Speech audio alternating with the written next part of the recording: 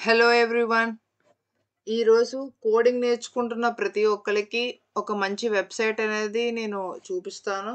ఎందుకంటే ఆ website use చేసుకొని మీరు మీ కోడింగ్ స్కిల్స్‌ని ఇంకా చాలా ఇంప్రూవ్ చేసుకోవచ్చు బెటర్‌గా. డిఫికల్ట్ కాన్సెప్ట్స్ కూడా చాలా సింపుల్‌గా ఈ వెబ్సైట్ వాడి మనం అనాలిసిస్ చేసుకొని స్టెప్ బై స్టెప్ ప్రాసెస్ తెలుసుకుంటూ డిఫికల్ట్ ప్రాబ్లమ్ కూడా మనం సింపుల్‌గా అర్థం చేసుకోవచ్చు. సో, ఆ వెబ్సైట్ నేమే Python tutor. So let's start our video.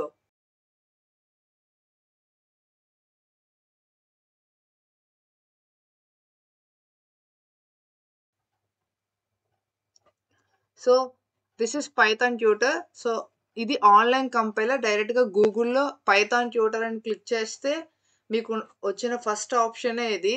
So మనకి ఈ పైథాన్ ట్యూటర్‌లోని మనకి చాలా ప్రోగ్రామింగ్ లాంగ్వేజెస్ ఉంటాయి. Python, Java, C, C plus plus, JavaScript. So మనకి ఇలా చాలా ప్రోగ్రామింగ్ లాంగ్వేజెస్ మనకి ఇక్కడ చూపిస్తున్నాయి.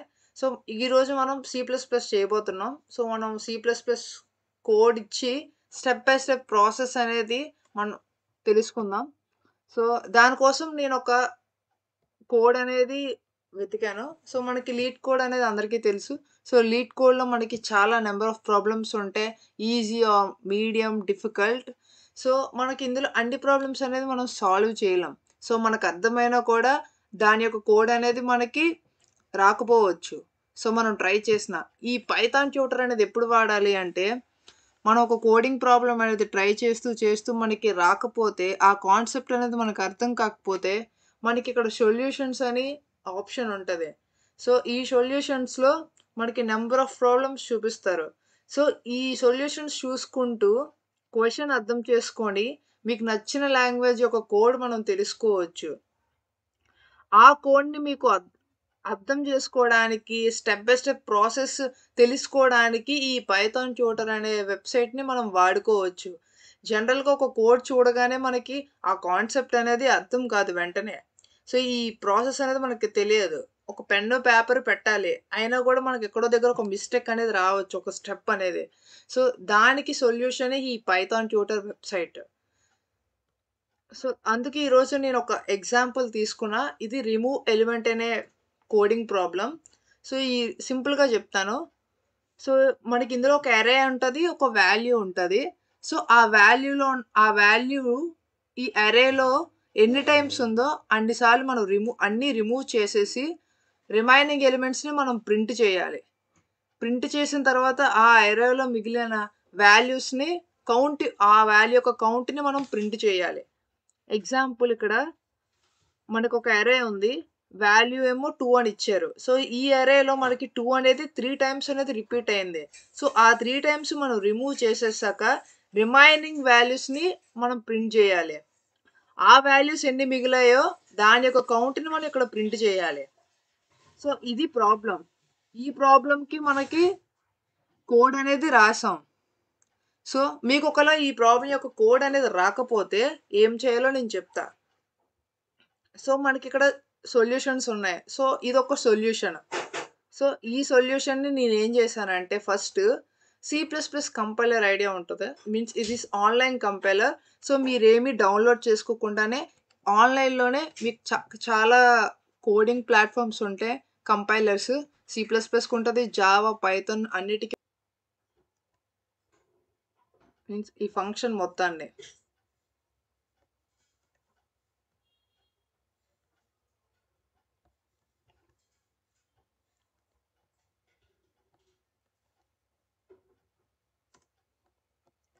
సో, ఆ ఫంక్షన్‌ని ఇక్కడ యాడ్ చేశాను. సో, మనం ఈ ఫంక్షన్‌లో మనం వెక్టార్‌ని ఒక వాల్యూని సెండ్ చేస్తున్నాం కాబట్టి, సో, మనం ఒక వెక్టార్ తీసుకోవాలి.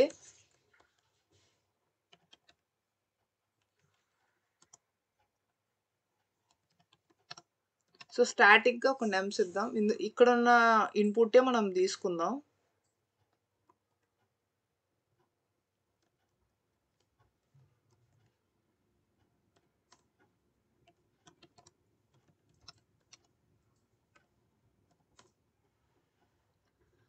సో నేను ఇక్కడ నమ్స్ ఇచ్చాను, వాల్యూ అనేది ఇచ్చాను. ఎందుకంటే ఈ ఫంక్షన్‌లో మనం ఈ నమ్స్ అనేది, వాల్యూ అనేది సెండ్ చేస్తున్నాం కాబట్టి ఈ 2 నేను ఇక్కడ ఇచ్చాను. సో ఇప్పుడు కాల్ చేసుకోవాలి. సో ఫంక్షన్ కాల్ చేసుకుంటాను. సో ఇంట్ ఇండెక్స్ ఈక్వల్ టు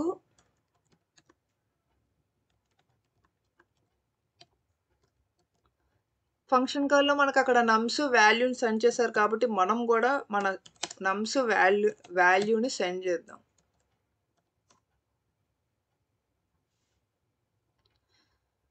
ఓకే. మనకి ఇక్కడ అవుట్‌పుట్ అనేది ఈ నమ్స్‌లో ఈ అరేలో మిగిలిన వాల్యూస్ కౌంట్ అండ్ ఆ వాల్యూస్‌ని మనం డిస్‌ప్లే చేయాలి. సో కాబట్టి సిఔట్ మనం C++లోని ప్రింట్ స్టేట్మెంట్ అనేది కౌంట్ కింద వాడతాం కాబట్టి సిఔట్ అనే వాడతాం కాబట్టి సో సిఔట్ ఇండెక్స్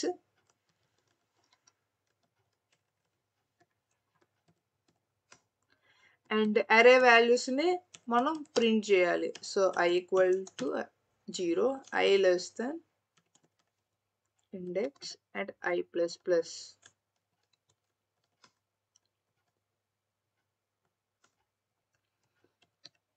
Cout మన అరే నేమ్ ఏమో నమ్స్. So నమ్స్ of i. So index అనేది మనకి ఎన్ని ఇక్కడ 2. సో కాబట్టి మనకి 2 వాల్యూస్ అనేది ఇక్కడ డిస్‌ప్లే అవ్వాలి. ఓకే. కోడ్ అనేది కంప్లీట్ అయింది. నేనేం చేశా ఫస్ట్ ఇక్కడ సో లీడ్ కోడ్‌లో నాకు ఈ ప్రాబ్లమ్‌ని ట్రై చేశాను. దాని యొక్క సొల్యూషన్ అనేది నాకు రాలేదు. సో కాబట్టి నేను ఒక సొల్యూషన్స్‌లోని ఒక కోడ్ అనేది తీసుకున్నా. నాకు ఈ కోడ్ అనేది అర్థం కావట్లే. సో ఎలా సాల్వ్ చేయాలి అని ఈ స్టెప్ బై స్టెప్ తెలుసుకోవాలి నాకు. ఇది ఎలా వర్క్ అవుతుంది అని. సో దీన్ని నేను కాపీ చేసి మనం ఇక్కడ ఏంటంటే స్టాటిక్‌గా ఇవ్వాలి వాల్యూస్ అనేది. సో మనం ఇన్‌పుట్ అనేది ఇక్కడ డైరెక్ట్‌గా ఇవ్వలేము. తీసుకోదు. సో స్టాటిక్‌గా సో నమ్స్ అండ్ వాల్యూ నేను ఇక్కడ ఇచ్చాను. సో ఫంక్షన్ కాల్ చేశాను ఆ వాల్యూస్ అనేది. ఓకే. ఇప్పుడు విజువలైజ్ ఎగ్జిక్యూషన్ అని క్లిక్ చేస్తాను.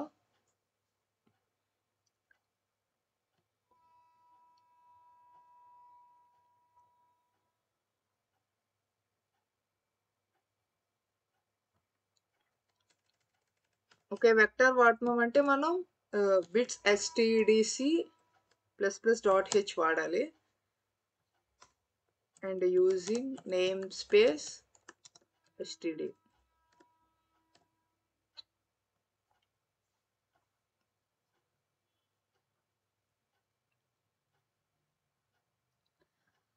సో మనకి ఈ ప్రాబ్లమ్ అనేది 30 స్టెప్స్ కింద మనకి చూపిస్తుంది. సో 30 స్టెప్స్ కింద ఎక్స్‌ప్లెయిన్ చేస్తది. నేనిచ్చిన ఇన్‌పుట్‌కి సో మీరు ఇంకా ఎక్కువ ఎలిమెంట్స్ ఇస్తే దానికి తగ్గట్టుగా మీకు ఎక్స్‌ప్లెయిన్ చేస్తది. సో నేనిచ్చిన 4 ఎలిమెంట్స్‌కి నాకు 30 స్టెప్స్ అనేది చూపిస్తుంది. సో ఫస్ట్ అనేది మనకి ఎప్పుడు మెయిన్ నుంచి స్టార్ట్ అవుతది.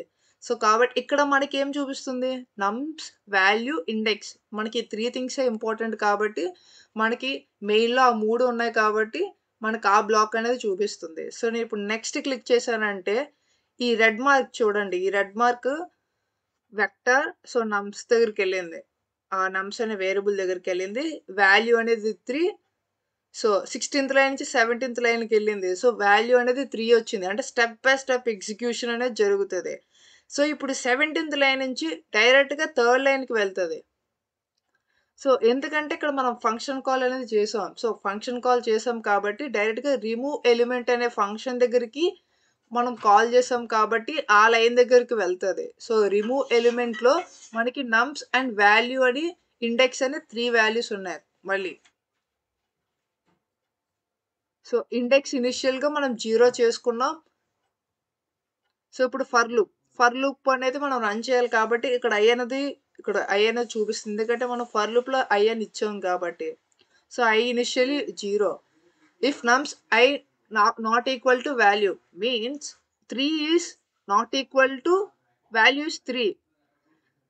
Not equal కాబట్టి సో లోపలికి అనేది ఎంటర్ అవ్వలేదు. సో మళ్ళీ i వాల్యూ అనేది ఇంక్రీజ్ అవుతుంది. So i value is 1.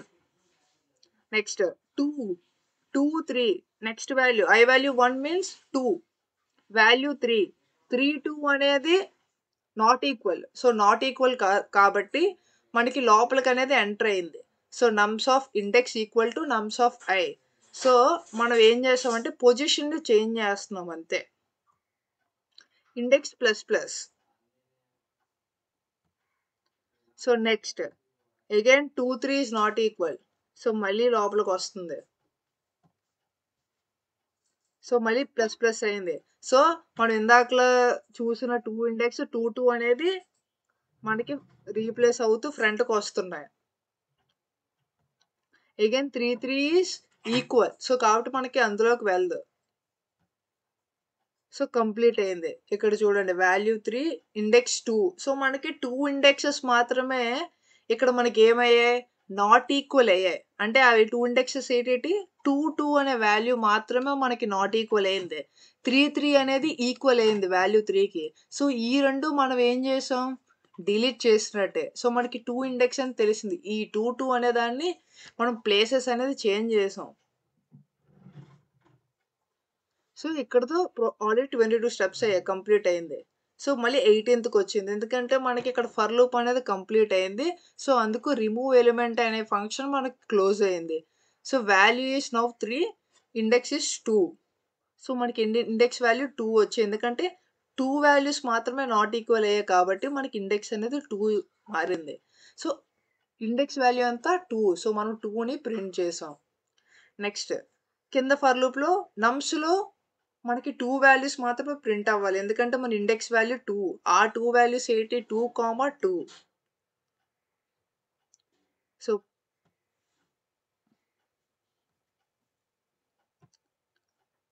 అవుట్‌పుట్‌లో ఇక్కడ 2, 2 అని మనకి ప్రింట్ అయింది.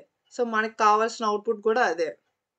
సో, ఇక్కడ కూడా మనకి అదే అడిగారు. సో, మనం వాల్యూస్ చేంజ్ చేసి ట్రై చేద్దాం. ఆ ప్రాబ్లమ్ రైటా కాదా అని ఇంకో ఇన్‌పుట్ తీసుకొని టెస్ట్ చేయొచ్చు. Edit this code.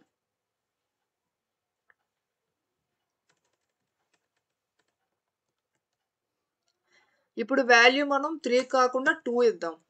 So, visualize execution.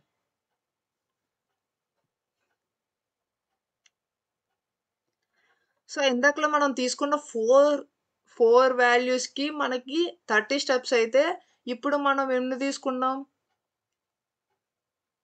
Almost 7 ఎన్నో తీసుకున్నాం. సో, మనకి 2 అనే దాన్ని మొత్తం ఎలిమినేట్ అవ్వాలి.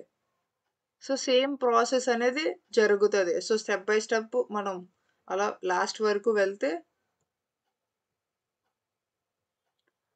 సో, మనకి 5 వచ్చాయి. సో, 2s అనేవి రిమూవ్ అయిపోయి రిమైనింగ్ ఎలిమెంట్స్ అనేవి మనకి ఇక్కడ డిస్‌ప్లే అయ్యాయి. సో, సేమ్ ఇక్కడ గూడా అదే అవుట్‌పుట్ మనకొచ్చింది. సో, ఇలా మీరు ఒక ప్రాబ్లమ్‌ని మీరు అనలైజ్ చేసుకోవచ్చు. ఆ కోడ్ అనేది మీకు తెలియకపోతే సొల్యూషన్స్‌లో ఉన్న మనం కోడ్ తీసుకొని, ఆ కోడ్‌ని మనం వాల్యూస్ అనేది స్టాటిక్‌గా ఇస్తూ లోపల ఫంక్షన్ అనేది ఎలా వర్క్ అవుతుంది అనేది స్టెప్ బై స్టెప్ ప్రాసెస్ అనేది ఈ పైథాన్ ట్యూటర్‌లో మీరు నేర్చుకోవచ్చు. ఒక పైథానే కాదు JavaScript, C language, C plus plus, Java programming skills అనేవి ఇంప్రూవ్ అవుతే yeah! That's it. Thank you.